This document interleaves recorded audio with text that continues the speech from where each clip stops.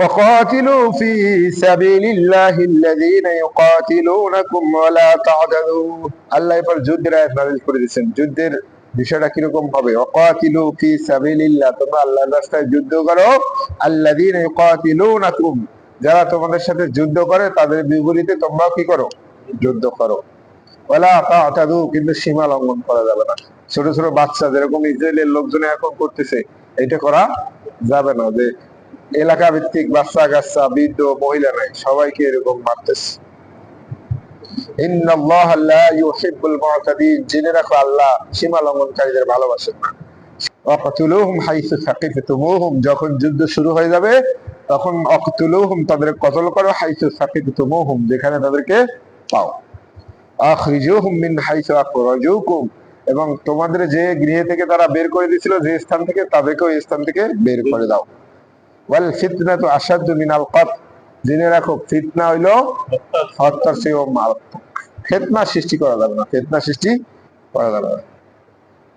ওয়ালা তুকাতিলুহুম ইনদাল মাসজিদিল হারাম, ওয়ালা তুকাতিলুহুম, আর তাদেরকে হত্যা করো না, ইনদাল মাসজিদিল হারাম, মসজিদের হারামের নিকটে, যেখানে আল্লাহ তাআলা বাইতুল আমান ঘোষণা করছেন, মক্কা নগরীকে আমান, নিরাপদ অঞ্চল ঘোষণা করছেন। আল্লাহ বলছেন ওখানে তাদেরকে হত্যা করা যাবে না। হাত্তা ইউকাতিলুকুম ফি, যতক্ষণ পর্যন্ত তারা তোমাদের সাথে ওখানে সংঘর্ষে লিপ্ত না হয় ততক্ষণ পর্যন্ত ওই এলাকায় হত্যা করা যাবে না। আল্লাহ বলছেন যে যতক্ষণ পর্যন্ত তারা ওখানে তোমাদের সাথে যুদ্ধে লিপ্ত না হয় ততক্ষণ পর্যন্ত তাদের সাথে যুদ্ধ করবে না। ফাইন কাতালুকুম, যদি তারা ওখানে তোমাদের সাথে যুদ্ধ করে, ফাকতুলুহুম, তখন তাদের সাথে যুদ্ধ করো, তাদেরকে হত্যা করো। কাযালিকা জাযাউল কাফিরিন, আল্লাহ বলছেন কাফের যারা, তাদের শাস্তি এটাই প্রাপ্য। ফাইনিং তাহাও ফাইনাল্লাহ গফুরুর রহিম, যুদ্ধ শুরু হওয়ার পরে ফাইনিং তাহাও, তারা যদি আত্মসমর্পণ করে, বিরত হয়, ফাইনাল্লাহ গফুরুর রহিম, জেনে রাখো আল্লাহ তাআলা এটা ক্ষমাশীল দয়ালু।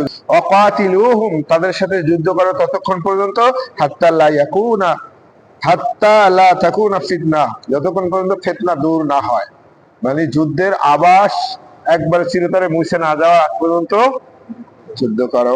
ওয়াকুনাদ-দীনু লিল্লাহ, এবং যতক্ষণ পর্যন্ত আল্লাহর দ্বীন সবার কাছে, কি সব জায়গায় আল্লাহর দ্বীন প্রতিষ্ঠিত না হয় ততক্ষণ পর্যন্ত যুদ্ধ করতে থাকো।